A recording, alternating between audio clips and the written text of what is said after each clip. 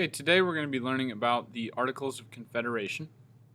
We've just finished up our American Revolution unit, and because of that, we are now going to be moving on to our next topic, which is what are we going to do now? We've declared war against the British, we've somehow won, and now the idea is in American history, what are we going to do next? Where do we go from here? Specifically, how are we going to govern? So at the top of your new Google Doc, please write down Articles of Confederation. This is going to be the United States' first governing document. So this is our first shot at what is our government going to look like, how are we going to run our nation, what all is that going to look like, and what's going to be involved, and basically the how of our country will be run. So let's talk about some facts with the Articles of Confederation first. And again, make sure you're getting these notes down because this is definitely stuff that you'll see eventually appearing on your Unit 3 test. So the authors of the Articles of Confederation are going to be the same individuals excuse me, who write the Declaration of Independence. So they're going to be members of the Second Continental Congress. So the same men who write the Declaration are the same men who write the Articles of Confederation.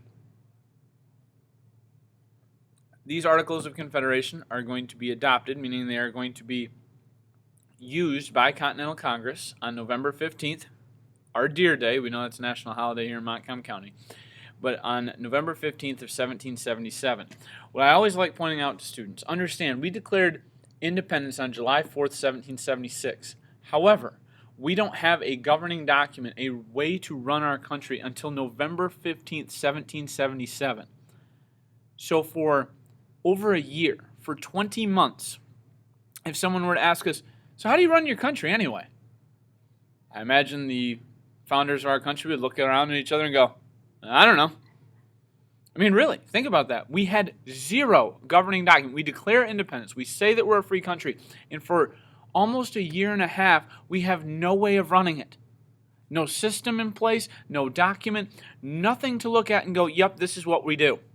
Imagine starting a business, starting a group, starting a team, starting a club, and having no mission whatsoever. Like you have no way of doing it. It's literally all just trial and error. That's how bad our government was when it started.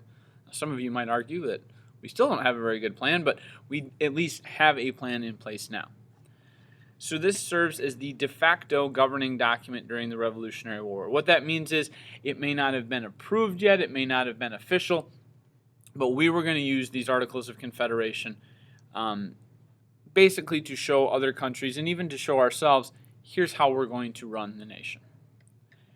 This is going to be ratified, which means it's approved by the Continental Congress on March 1st of 1781. So just prior to the war wrapping up during that same year as the Battle of Yorktown, we are going to officially approve the Articles of Confederation and make them official. This document is going to be signed at Independence Hall, so just like the Declaration of Independence, the articles are also going to be signed there in Philadelphia. So definitely a historic building, to say the very least. And a lot of students have asked me in the past, why do we need this? Why isn't the Declaration just service this? The Declaration is nothing more, like we discussed, in earlier units, than just hey, we're free. Hey, we don't want to be part of the British Empire anymore. Hey, we want to do our own thing. Nowhere in the Declaration does it specifically spell out, here's how we're going to do it. So we needed these Articles of Confederation to show how our country was going to be run. In the same fashion that we have a handbook here at the school to tell you, here are the rules, here's what happens if you break the rules, here are how all the different procedures are done within the school. The exact same thing needs to happen at a national government level. And so that's what these Articles of Confederation were. They were trying to tie together these 13 colonies and figure out how we're going to do this. There you see a copy of the Articles of Confederation right there. So why did we adopt these? Why have them in the first place? We needed to have a document to point to say, here's our plan. Not only for our own people in our country, but around the world as well. We needed a plan to show other countries that we should be respected. If we were going to stand up and say we really are our own nation, we needed to have facts backing that up. And so having an Articles of Confederation, having a governing document, showed other nations we're for real, we should be taken seriously, that we were an up-and-coming country that they needed to have respect for. What's interesting about the Articles of Confederation, and you'll probably be able to understand why they were written the way that they were, is they created a very weak national government. So under the Articles of Confederation, the United States federal government, meaning our national government, had very little power. Why? Look at our past experience. How did it work with Great Britain having a king who, in our mind, had way too much power? A lot of what the Articles of Confederation were was a way of doing it the exact opposite of the British. Guarantee that most of you have at least one rule that your parents have that you absolutely positively hate and cannot stand. A bunch of you are probably nodding your head right now as you're listening to this. When you get on your own someday, it is my strong opinion that you will probably do the exact opposite of what your parents' rule is. My parents had a rule of I couldn't be out past 9:30 at night on a school night. So immediately when I was a college student at Michigan State, 9:30 on a school night, I went to Meyer. For no other reason than I just wanted to go and break their rule. I wanted to do things differently. I wanted to do things the opposite of the way that they'd been done in the past. And so just like we didn't like what was going on with the British, and just like I didn't like what was going on with my parents, I rebelled a little bit. I made my own rule when I became independent. Same thing of the United States. We want to make our own way. We didn't like a strong national government. We didn't like having a king, so we got rid of it with the Articles of Confederation. We made it a very weak national government. We created a president, which we still have to this day, instead of a king. King George III, in our estimation, had way too much power. So instead, giving our own nation a president would still put someone in power, but not having near the amount of authoritarian power that the king has. One thing you need to understand about the Articles of Confederation is, and this graphic will show you, they failed. And no, that's not my hand. I'm not some sort of a hand model, okay? But the Articles of Confederation, they fail. They don't work. They're not good, at least not for us. Why didn't they work? Well, they created that weak national government. Remember, we wanted that weak national government. We wanted to be the opposite of the British. The problem with that is, when you have a weak national government, they can't do anything.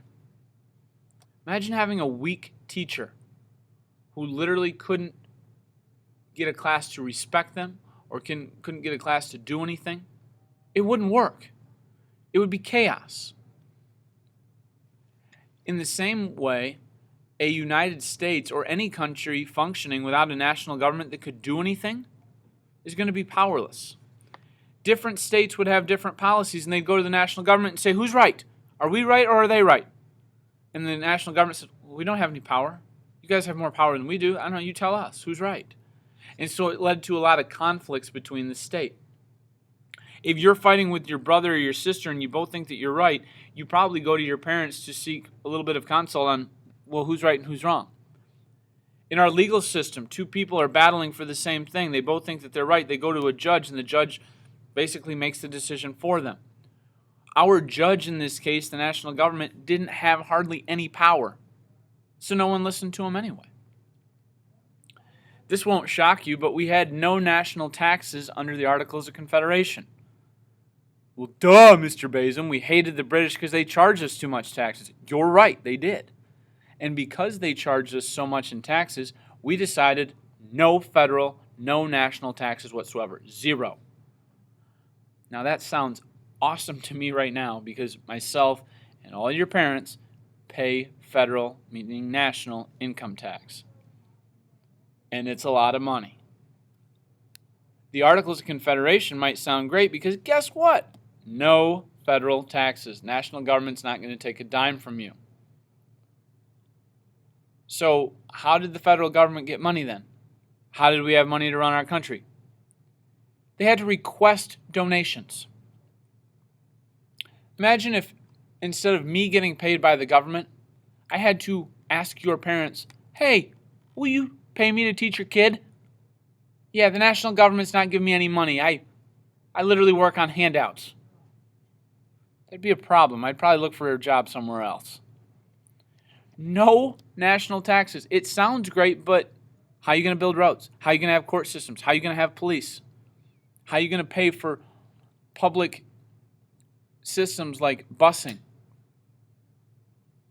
You're not going to be able to with no federal taxes. So that's a big reason that these don't work.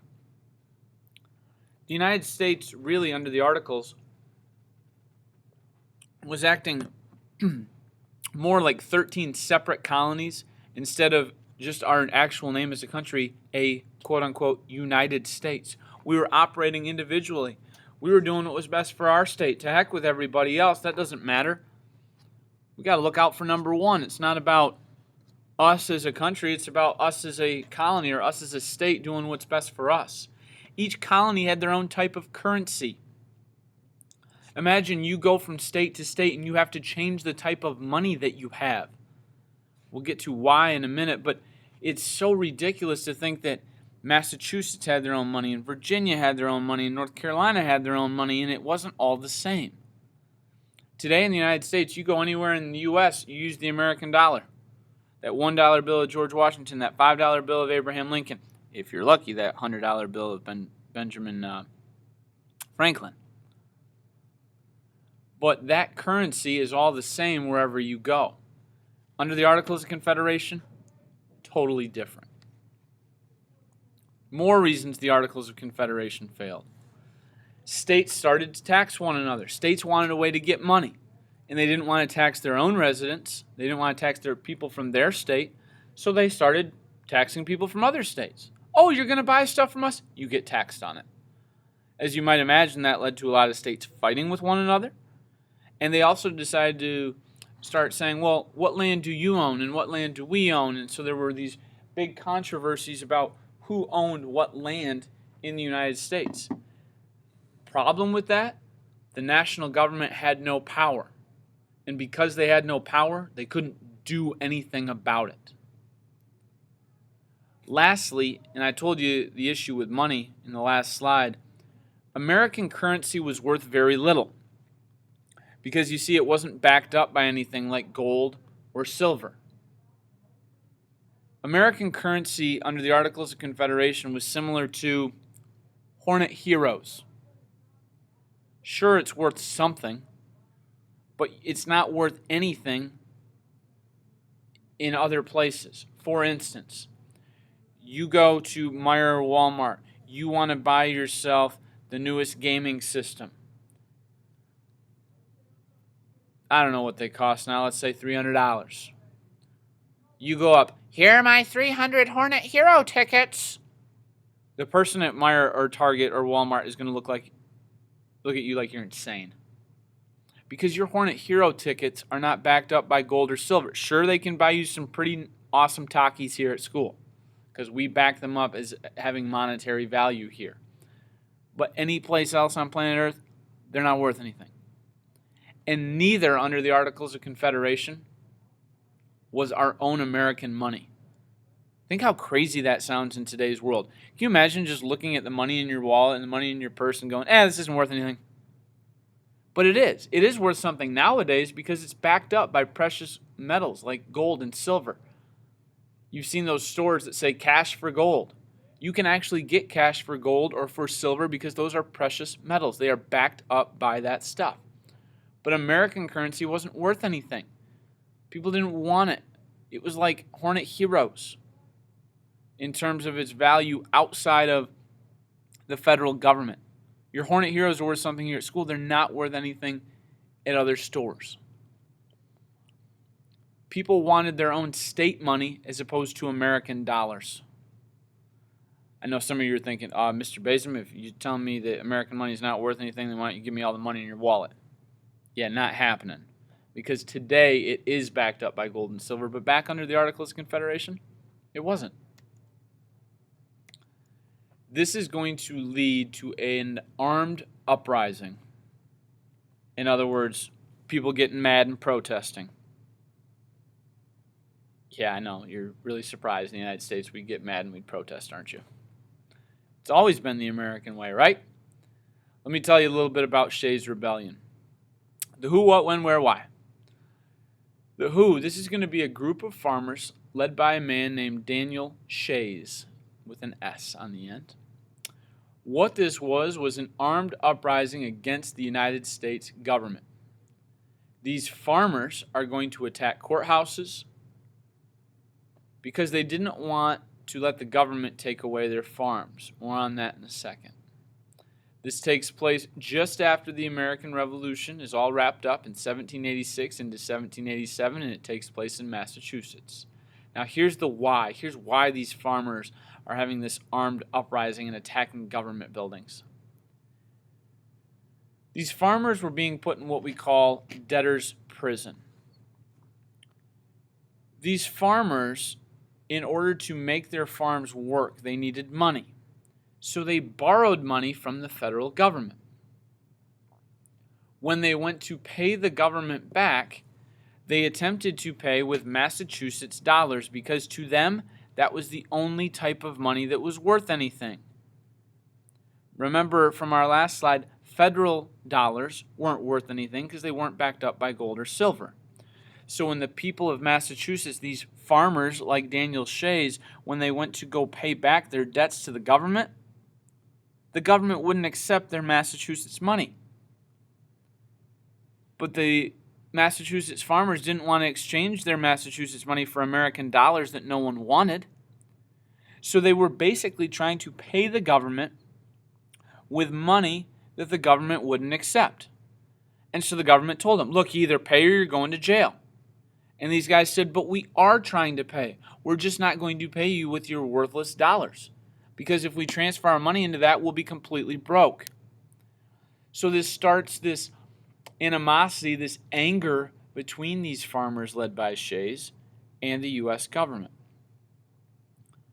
What ends up happening is the government says, this clearly isn't working. We definitely have got some problems because if our own people don't want our national money, that's bizarre. And maybe Shays and these group of farmers, by protesting and leading an armed uprising with their guns, their pitchforks, and them yelling and screaming, it's going to force the United States government to look at the Articles of Confederation more closely and go, you know what, this just isn't working. So Shays' Rebellion, although it sounds awful, it's one of these protests gone badly in a way. Why do people protest? They protest to try to get something changed. And in this instance, Shays' Rebellion did force our national government to look at the articles and say, yeah, these are terrible. We need to do something different.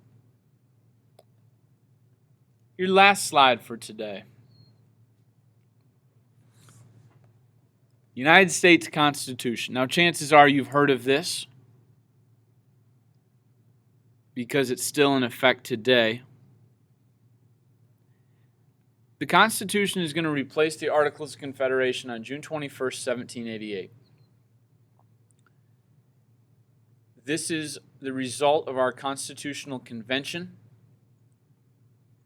in the summer of 1787. We're going to be watching a movie here in the coming weeks about this Constitutional Convention. But what you need to know is from all the different colonies, these representatives are going to come to Philadelphia, to Independence Hall, also called Pennsylvania State House, in the summer of 1787 and say, the Articles of Confederation are terrible. We need to change them. We need something different. We need to tweak it. We need to, come up with something better.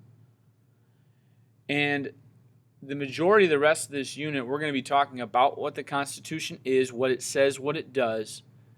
And you just need to know that the Articles of Confederation didn't work. We used them for about 10 years, 11 years or so. And that was it.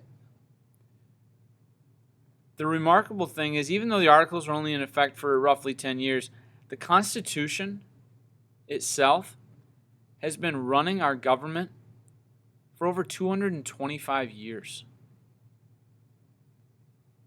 Over 225 years, something that people wrote back in 1787. Guys like George Washington, John Adams, Benjamin Franklin, people like that. Something that they wrote over 225 years ago is still governing our country. So did the Articles of Confederation work? Definitely not. Has the Constitution worked? For over 225 years, written by people who didn't even know what a cell phone was, what internet was. Heck, they didn't even have electricity, working electricity in the Independence Hall. And yet what they wrote in 1787, we still use to this day. That is the end of your PowerPoint notes. Thank you very much for your attention. Let me know if you have questions.